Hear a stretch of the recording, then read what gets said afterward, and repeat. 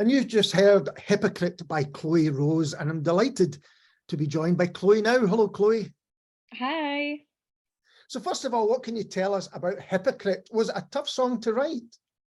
Yeah, it was the first song that I wrote of 2022. It was like during a kind of writer's block moment, and it was in February, so it doesn't seem that dramatic, but it was like a full month of no writing, which was a lot for me, like nothing at all.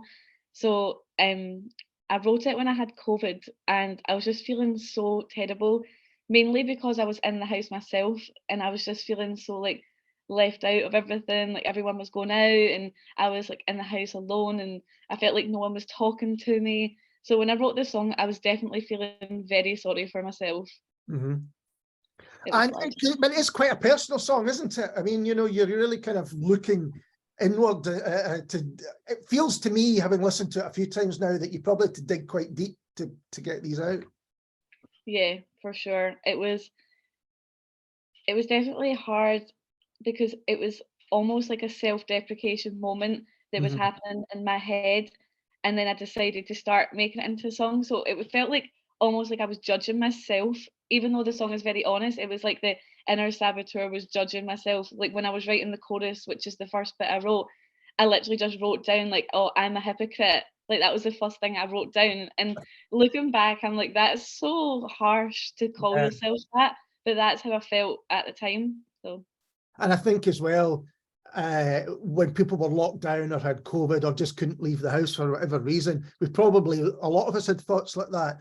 But, you know, singer-songwriters, they write them out and turn them into songs, you know, so no one else gets to hear the rest of us, but you're putting it out there for everyone to hear. I was wondering, when did you start making music? Kind of what inspired you to do it as well? So I first started making music, I was quite young. So the first song I did, I was 14, and it was a Christmas song, and it was for it was like a charity number that I did for like about homelessness at Christmas. And that was the first thing I ever did. And I didn't really have that much interest in it, apart from my school saying they knew that I sung, and they were like, "Oh, there's a songwriting competition. You have to write a song." And it was coming up to Christmas, so I was like, I'm just going to write this song. And my mum and dad, they are musicians. Right. And my dad, he's a music producer, so he made the song, the Christmas song for me. And I didn't have any input in, like, because I didn't even play guitar or anything at that point. I had no input, and it was like the cringiest lyrics ever.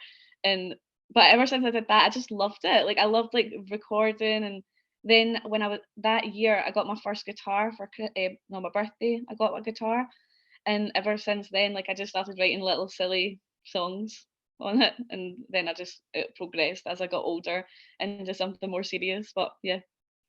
Was that Christmas song, is that the equivalent of a dad doing your homework for you? It sounds like. Yeah. Pretty much. There's actually an old interview, like the first ever radio interview I did was for that song, and it's still on like Mixcloud, and it's absolutely horrible because I don't know what I'm doing, and I sound like a brat because they're like, "Oh, what did you do?" And I'm like, "Yeah, like my dad just made me the track, and like I just wrote." There was like nothing going on in it, but yeah. That's the problem with the internet now. These things are up there, you know, pretty much forever. Yeah.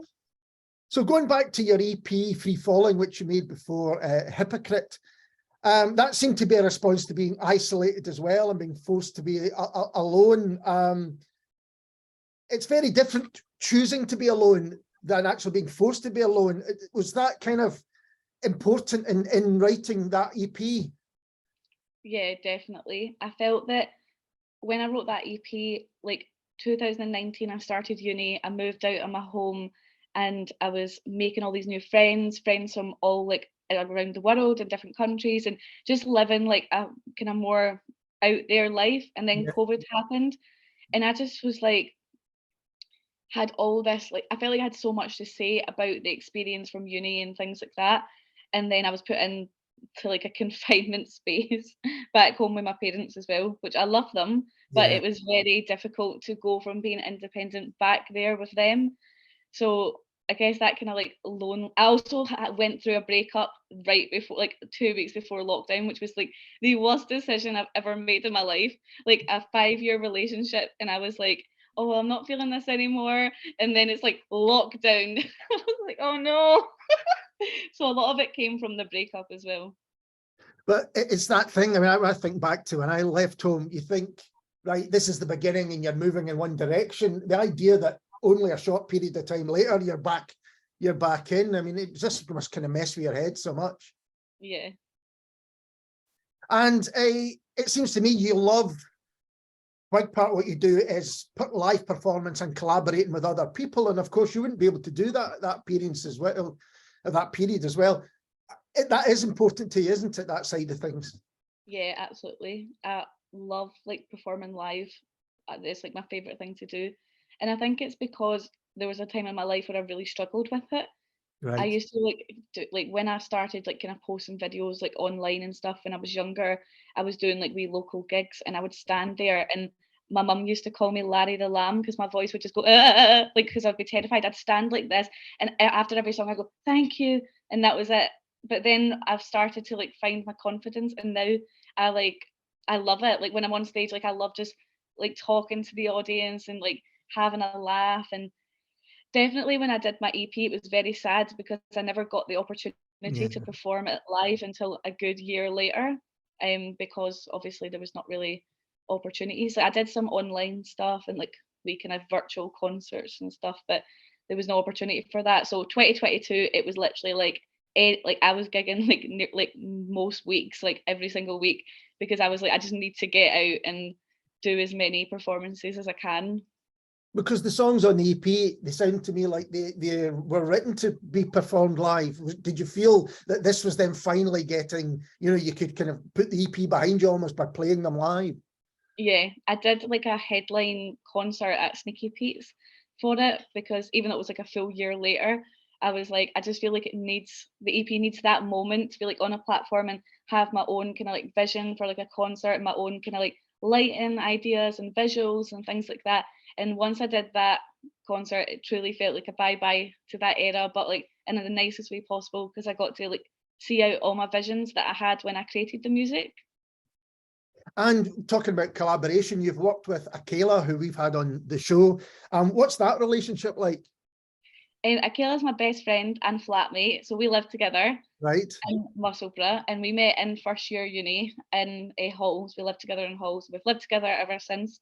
Now we've got a flat, and he's just my best friend, like ever. Like he's so talented, he's so clever, and we just love doing music together. Honestly, like his mind when it comes to production and his voice is gorgeous too. So he's like my favorite person to work with because I work with my dad a lot, but as you can imagine, working with a parent can sometimes be very difficult because there's a clash. Yeah, There's like sure. I almost feel like a bit more diva with my dad because I can get away with it because Yeah. like I'm my dad's daughter, do you know what I mean? So I can be a bit, but with Akila, it definitely feels more like a mutual collab and there's like a mutual respect there. That it's just great. Honestly, we love it. There'll be more Chloe and Akila collabs coming soon, hopefully, because I was going to ask you about that. And again, what you share is a love of visual in your performance. It's a real show. Both of you do. yeah, he's on it. He helps me with everything to do with my performances as well. Like he'll help me like doing visuals and making sure everything's okay when I'm having like a moment. If I'm like, oh no, I can't do this, he's always the one at the side of the stage giving me a pep talk and he helps me with like my tracks and stuff and fixing all these kind of things. Like honestly, I wouldn't be able to do anything without him because he is like the man behind like my kind of product, if you like. And it's really nice. And can you tell us, talking about live stuff, can you tell us a bit about the cabaret shows that you've been putting on? So we've been doing, it's actually Akila that helps me run those as well. We Mhm. did them together. So we started doing one called the Rose Garden, which was our first kind of one, and we were running that in just a wee bar, and it was fantastic. So we had mostly drag artists, and we had singers, and we had comedians, and all that. And it was honestly just meant to be like a kind of safe space for like wacky talent. Honestly, we were like there's so many things that are too serious. Like you go and see shows, and this one, it was a laugh.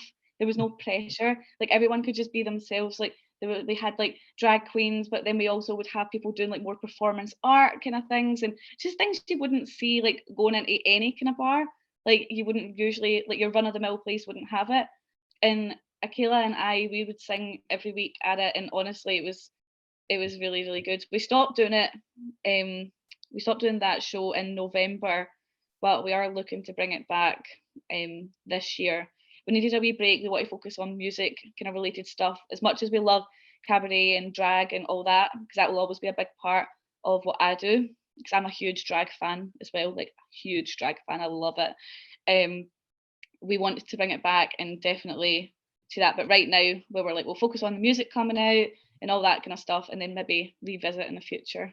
That's something that for the future, which I was going to ask what you were going to go do next. But before you answer that, I'm interested, you know, you were saying about a safe space for anyone to go and perform, and going back to when you were young and going on stage for the first time and being nervous. Is part of the fact that you're more confident now is that you have not just support from the likes of Akela and other artists, but spaces and places that you go where you feel, yeah, I'm confident in doing this because there are people like that around me. Yeah, absolutely. We've actually just launched a new show that's every second Sunday of the month, and it's like aimed at like artist networking. So it's called Harmony, and it's in Leith Arches in Edinburgh, and there's also an open mic, and that kind of has a similar vibe, because I know that myself and some other artists that I've spoken to, especially younger female artists, have felt that a lot of open mics are not really like, it just doesn't feel like our vibe to like go into, and it's a lot of like older people, which is absolutely fine, and older people can come and do our show as well.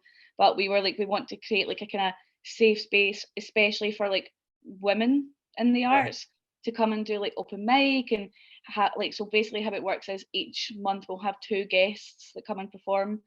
The last one we had Megan Black and Ziggy Battles, and they're both friends of mine, and they're both fantastic. And the response from the audience was great, and people came up and they were singing on the open mic. We had belly dancers, like we had poetry. It was fantastic. And my whole kind of goal as like a musician, but also as someone that like enjoys putting on events and working these kind of things, like in my kind of like day job, as you like. My whole kind of thing is to try and create like a safe, inclusive space for everybody. But definitely from like people like my peers that have gave feedback like, oh, I would love to go to an open mic, or I'd love to do this, but I've just not found my place. So, yeah. I think sometimes that's it. If you can't find your place, you have to create it for yourself. And a lot of the open mic stuff, that's some of them have gone on for, you know, years and years and years, so the same people kind of go every time, and I think that's great. So you said that's at Leith Arches once a month, is that right? Yeah, once a month. It's the second Sunday of the month that we do it most of the time. That sounds great.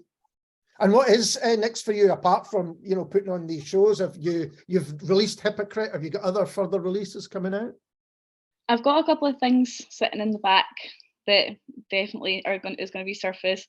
I have ideas for an EP, but I'm not making promises, because I've got a thing about making promises and then everyone's like, oh, when's it coming? And I'm like, it's not, because I will like listen to something over and over and then decide after putting in all the work that I actually hate it and that it's rubbish and nobody's ever going to hear it. So I can't make promises, but there's definitely going to be some summer releases coming out that you guys can look forward to, hopefully.